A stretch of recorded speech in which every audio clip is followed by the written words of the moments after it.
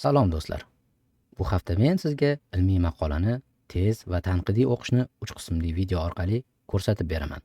Hafta oxirida siz istalgan maqolani yoki ilmiy ishni 10 daqiqada tahlil qilish va kerakli ma'lumotlarni olishni to'liq bilib olasiz. Aytaylik, sizda biror bir maqola yoki maqolalar to'plami bor. Ularni o'rganib chiqishga vaqtingiz tig'iz yoki unda juda ko'p ma'lumotlar bo'lganligi uchun kerakli qismlarni topib, sizga kerakli bo'lgan ma'lumotlarni olish bu qisman muammoli ish hisoblanadi. Buning eng oson yo'li sun'iy intellekt bilan chat oynalari orqali gaplashish mumkin. Ya'ni siz sun'iy intellektlarga fayllarni yuklaysiz va savollar berasiz. Lekin sun'iy intellektlarda bir narsa borki, ular fayllardan tashqari yolg'on ma'lumotlar, ya'ni tashqaridan oqib keladigan ma'lumotlar bilan sizning bergan ma'lumotlaringizni aralashtiradi. Ya'ni chalkashtirib yuboradi va maqola ichidagi fayl, ya'ni fayl ichidagi yuklangan fayl yoki maqola ilmiy ishingiz ichidagi ma'lumotlardan tashqari bo'lgan qo'shimcha ma'lumotlar sizga taqdim etishni boshlaydi. Bu juda noo'rin holat. Shuning uchun sizga bugun ko'rsatadigan vositamiz bu narsani umuman qilmaydi. Ya'ni siz bergan ma'lumotgina uning ichida saqlanadi va tashqaridan hech narsa olib kirmaydi. O'zicha o'ylab topmaydi. Ya'ni bu hozirgi sun'iy intellektning gallyusinatsion xususiyatini nolga tushiradi. Bu Google'ning oilasiga mansub bo'lgan Gemini Notebook, eski nom bilan Notebook LM.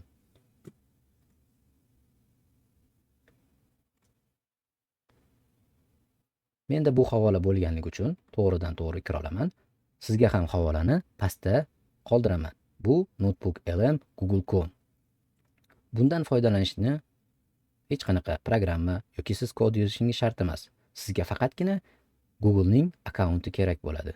Google akkaunt siz uchun Google'ning xohlagan eshiklarini ochishga harakat qiladi. Shulardan biri bu Gemini Notebook. Keling, bu bilan tanishib chiqamiz. Demak, birlamchi kirganingizda Gemini Notebook sizga o'zini sinab ko'rishni taqdim etadi. Demak, tugmani bosamiz va Gemini Notebook oynasiga o'tamiz. Ko'rib turganingizdek, demak, bu yerda birinchi sizni kutib oladigan narsa ko'zga tashlanib turgan yaratish tugmasi. Bu aynan siz xohlagan bloknotni, ya'ni sizda bor ma'lumotlarni analiz qilish uchun kerakli bo'lgan muhit ochish tugmasi. Mana pastda butun dunyoda yaratilgan turli xil bloknotlar bor. Ularni ham o'rganib chiqishingiz mumkin. Agar qiziqtiradigan mavzuyingiz bo'ladigan bo'lsa, bularni hammasini ko'rib o'rganib chiqishingiz mumkin. Lekin bizga bugun bu o'zimiz hosil qiladigan bloknot. Demak, yaratish tugmasini bosdik va yaratish tugmasidan keyin keyingi oyna bizga Gemini Notebook kerakli fayllarni yuklash haqidagi ma'lumotni taqdim etdi. Bu yerda ko'rib turganingizdek internet ma'lumotlari orqali siz o'zingiz qiziqtirgan mavzu yoki biror bir so'z yoki biror bir maqolaning to'liq nomini berasiz va internetda to'liq qidirib sizga kerakli ma'lumotlarni topib beradi va ularni yuklab, ular bilan ishlashingiz mumkin. Ya'ni siz bir vaqtda aytaylik 10 ta internet sahifasidan shu ma'lumot haqida o'qimoqchisiz, ularni birlashtirib o'qib beradi. Ortiqcha ma'lumot olmaydi. Faqat siz ko'rgan va belgilagan silkalar orqali shu ma'lumotlarni o'qiydi. Buni afzal tomoni aytaylik Scopus yoki boshqa bir ilmiy maqomdagi saytlar orqali to'g'ridan to'g'ri bog'lanish qilishingiz mumkin.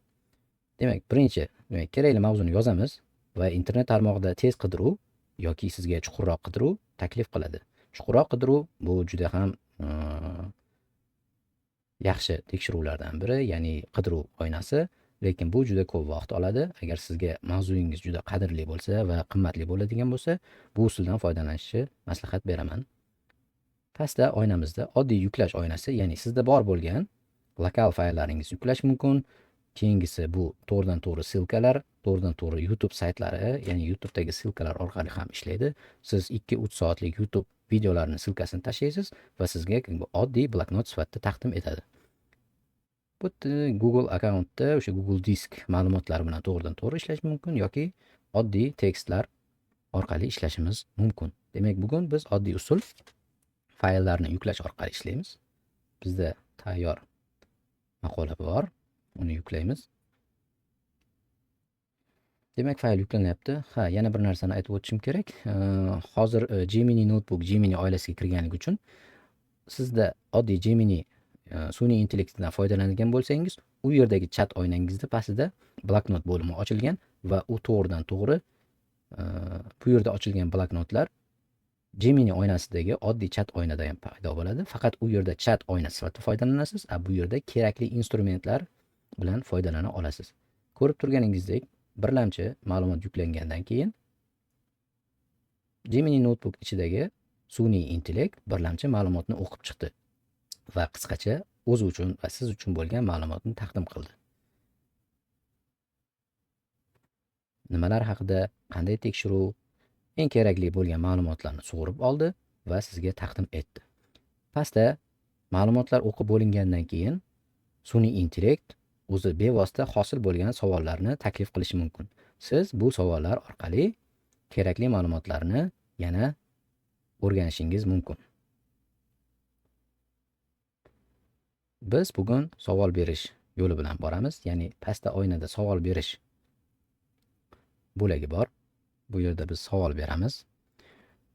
Bizning maqsadimiz maqolalarni to'g'ri analiz qilish bo'lganligi uchun birinchi savol sifatida maqolalarda eng qadrlanadigan narsa bu xulosalar va cheklovlar. Ya'ni hozirgi zamonda, ya'ni yuqori sifatli maqolalar o'zining xulosasi va cheklovlari bilan qadrlanadi. Shuning uchun bizga bugun savol berishni, ya'ni qanday to'g'ri savol berishni o'rganamiz. Keyingi videolarda esa maqsadli savollarga o'tishni boshlaymiz. Bugun demak oddiy maqolani asosiy xulosalari va cheklovlari haqida so'raymiz. Demak, bu maqolaning asosiy xulosasi va cheklovlari nima? Savol berildi. Savol yuklaguncha yana bir narsani tushuntiraman. Boya aytib o'tganimdek, qidiruv oynasi aytaylik sizga qiziqarli bo'lgan biror bir so'z jumlasi yoki biror bir ma'lumotni qidirmoqchisiz.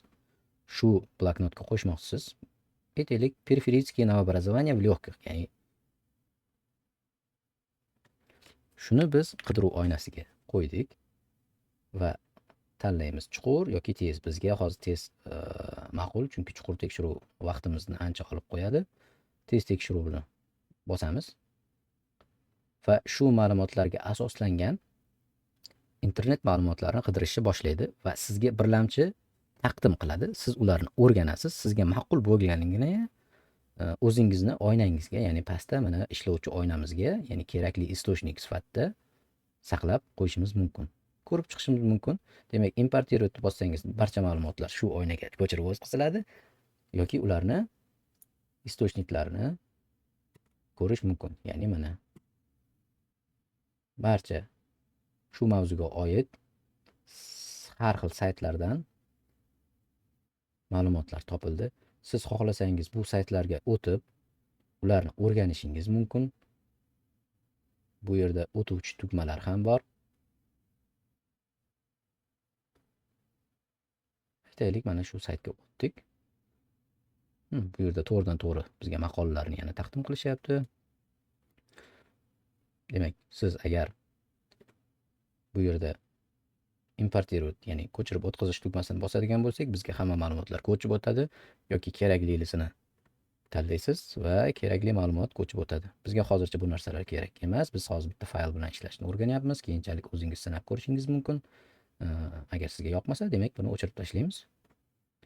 Va faqat shu ma'lumot, ya'ni shu bizning maqolamiz ichidagi ma'lumot bilan o'rganilyapti. Demak, maqolani ham ko'rishimiz mumkin.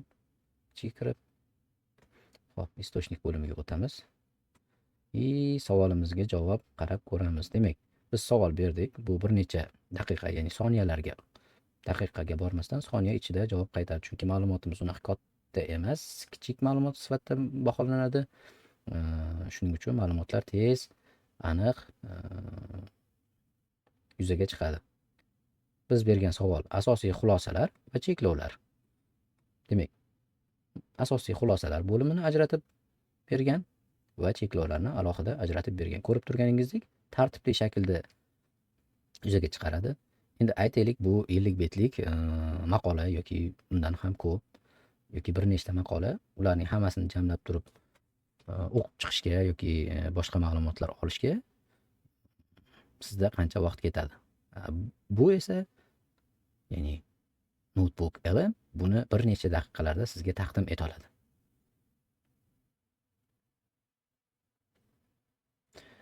Xo'p, bugungi deyarli ma'lumotlar tugadi. Hozircha birlamchi oyna bilan ishlash, nimalar bor, nimalar yo'qligi haqida gaplashib oldik. Aytgancha, Gemini Notebookning panel oynasini bir sira tushuntirib ketaman. Bu yerda ko'rib turganingizdek, demak biz bu oyna bilan ishladik. Bu ya'ni bizning istochnik ma'lumotlar bazamiz. Bu yerga har qanaqa ma'lumot yuklashimiz mumkin. Undan tashqari ma'lumotlar qancha yuklanadi degan savol tug'ilishi mumkin. Buni Gemini Notebookning tarif rejalaridan ko'rib olishingiz mumkin. Biz hozir free versiyasini ishlatyapmiz. Mana bu yerda ma'lumotlar, bitta bloknot ichida nechta ma'lumot ishlata olishingiz mumkin. Ya'ni bizda free versiyada bitta bloknotda 50 ta ma'lumot, ya'ni bu 50 ta fayl bo'lishi mumkin yoki turli xil fayllar, saytlar, videolar, audio zapis, kerakli ma'lumotlar bo'lsa hammasini qo'yishingiz mumkin. O'ylashim bo'yicha ko'pchilikka free versiya yetadi, chunki undan keyingi tariflar qimmatli tariflar hisoblanadi. Agar siz katta ilmiy ishlar yoki biznes hamkorlaringiz yoki qandaydir yuqori darajadagi ishlarni amalga oshirishni xohlamasangiz, faqatgina free versiyasi sizga yetadi. Demak, bloknotga qaytamiz. Demak, bu ma'lumotlar bazasida 50 tagacha ma'lumot saqlashimiz mumkin bo'layapti. Ya'ni istochnik bizda 50 tagacha bo'lishi mumkin. Ya'ni siz bir vaqtda 50 ta fayl yuklaysiz va ishlaysiz. Maksimal miqdori.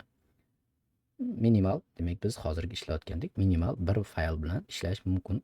O'rganish uchun bir fayl bilan boshlashangiz bo'ladi. Keyinchalik keyingi qolgan fayllarni yuklashni boshlaysiz. Keyingi oyna sifatida bu chat oyna. Chat oyna, ko'rib turganingizdek, bu yerda ma'lumotlar savol berish va javob olish bilan qaytariladi. Ya'ni biz sun'iy intellekt bilan to'g'ridan to'g'ri gaplashadigan chat oyna. Va eng qiziqarli bo'lgan o'ng tomonda bu studiya. Buni keyingi videolarda yana chuqurroq o'rganishga harakat qilamiz.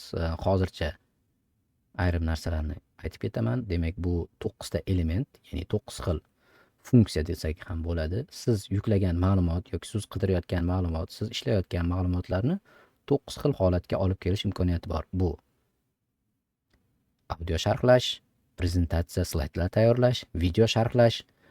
Shu bilan aytishim mumkinki, audio sharhlashda bizda bir nechta turlar bor. Har birining sozlanmalari bor. Audio sharhlar bizda hozirgi zamonaviy bo'lgan audio podkast ko'rinishida berilishi mumkin. Mental xaritalar, ya'ni отчет chiqarish sizning ilmiy ishingizdan to'liq xulosalarni jamlab berishi mumkin. Kartochka va test. Bu kartochka va testlar bu bizda o'qituvchilar uchun juda qo'l keladi. Ya'ni biror bir mavzuga kartochkalar tayyorlash yoki test tayyorlashda bu juda mukammal darajada bajaradi. Ya'ni hech qanaqa ortiqcha ma'lumot qo'shmaydi. Faqatgina shu yuklagan ma'lumotingiz. Aytaylik, bitta kitob, bir kitobni siz test shaklga keltirmoqchisiz yoki sizda bor qandaydir o'quv qo'llanmasi, shu o'quv qo'llanmasini siz test shaklini yaratishingiz kerak. Siz o'quv qo'llanmasini yuklaysiz va test tugmasini bossangiz, sizga kerakli sozlanmalar chiqadi va keraklisini tanlab testlarni olishingiz mumkin. Infografika bu zamonaviy infografik rasmlar, sizning maqolangiz yoki berilgan ma'lumotni parchasini yoki bir qismini bir rasmda ifodalab beruvchi infografik rasm hisoblanadi. Va ma'lumotlar tablitsasi, bu yerda hamma narsani tartibli qilib, bir qarashda tushunarli qilib beradigan ma'lumotlar jadvaliga aylantirib beradigan qurilma. Bugunga o'ylaymanki, shu ma'lumotlarimiz yetadi. Keyingi videolarni kutib qoling. Siz bilan Smart Medical AI Ustoz Uz loyihasi bo'ldi. Bizni kuzatishda davom eting.